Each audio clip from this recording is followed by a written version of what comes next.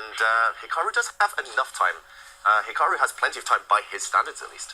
You make that bid of 15 minutes, and you're just saying I'm going to crush you.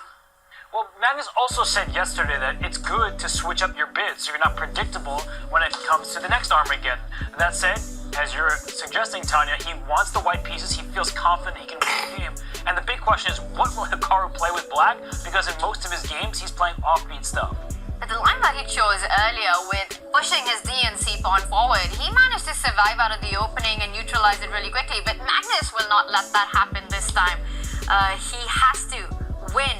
Black needs only a draw in the Armageddon. Magnus Carlsen starts with 15 minutes. Hikaru now we go. Handshake and we're off. Magnus Carlsen, he starts with the king's pawn instead, so veering away from that double queen's gambit, and we see Nakamura employ the Petrov defense. Solid stuff. And again, the Damiano variation that we saw yesterday, he employed this with success. What do you think, Robert? It's one of these decisions where either Magnus looked at Hikaru's games because he played this yesterday, or he didn't look at it because it's so ridiculous that he would play this at the highest level. And Hikaru, well, what risk does he have right now? That being said, it's an equal position on move 4, move 5, who cares? It's Magnus Carlsen. He's proven time and time again he can somehow squeeze water out of a stone. Will he be able to in this Armageddon game? That's the big question. Yeah, and interesting that Magnus doesn't go for any forcing lines, any direct lines. We saw complicated battles in this variation yesterday. Magnus says, my approach in this Armageddon is to slowly outplay you later and maybe hustle you on the clock. It's very strategic, very slow right now. Actually, this is a well-known position with colors reversed, and it's odd to see the white knight stay on e5 in the Petrov defense. Looks like Nakamura's prepared though, playing super quick up to this point, only spending a few seconds. Magnus brings his bishop out. Slight advantage because he has that centralized knight. He has the first move in these types of symmetrical positions. And it is about fighting that knight on e5 with your own pieces as black here, expecting Hikaru to line up his rook on the e file, develop his own knight to c6, try to trade off that very strong piece that is posted on e5. The task is clear for both these players. Magnus has no choice but to keep the game going. He has to try and keep as many pieces on the board, but one set of minor pieces will come off in the center of the board. It's very likely, but it's hard to know when to capture it, because if black captures that knight on e5 at some moment, a pawn will replace the knight, and then there will be attacking chances for white, namely with that bishop on d3. So I think Magnus, he needs to play a little bit quickly here. Hikaru, with 9 minutes remaining on his clock, I think he's off to the best start imaginable. Yeah, Hikaru will be thrilled. He might not look it. I'm not sure what face number that is of Hikaru's right now. 345. Oh, Danny might tell you off for that one.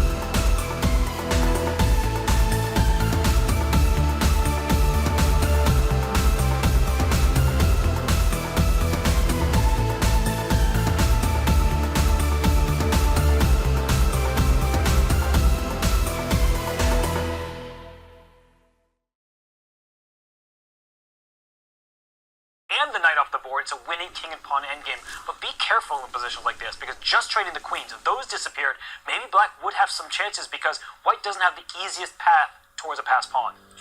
Still some work to do. He doesn't trade off immediately, and my question was going to be, if he did take bishop takes knight, were there some threats of perhaps landing into a perpetual? But Magnus doesn't even want to calculate that. That bishop on e5 is dominating. The pawn on f3 dominates that knight on f6, and it's Magnus's pieces that are playing all over. He's up a pawn, but at some point you have to start making progress. He sidesteps any checks, and now he's threatening to grab that knight and perhaps going to a winning king pawn endgame. Definitely, he wants to transition, he wants to transform his advantage, make things easier, simplify the equation. Also, that white king can start walking its way forward now on the dark squares. Black is just really stuck. Hikaru needs to avoid this trade, bishop for knight.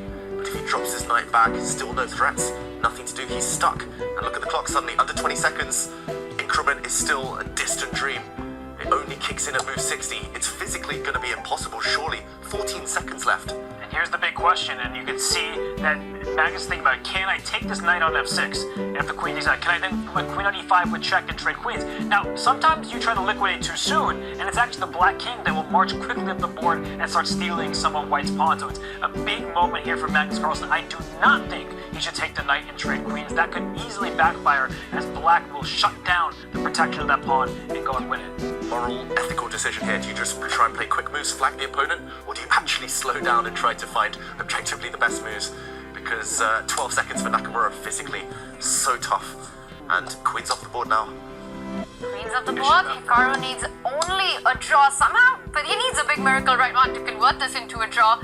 At least he can feel safe that he's not getting checkmated anytime soon. But he's going to lose his rook pawn. That's on a dark square. Only one side is a dark square bishop. And here it goes. Magnus breaks that little pawn chain there, steals the rook pawn. So now he'll have a passed pawn on opposite sides of the board. That's going to be too much for the black's pieces to deal with. 4 seconds for Hikaru. He has to make a move. Whoa. Magnus is playing surprisingly slowly, but Hikaru, See, look at that speed. he's trying to pre-move, but he's running out of time. There's no mouse. There's no mouse, and okay, Hikaru resigns. Handshakes, and Magnus Carlsen does it, takes it in the Armageddon.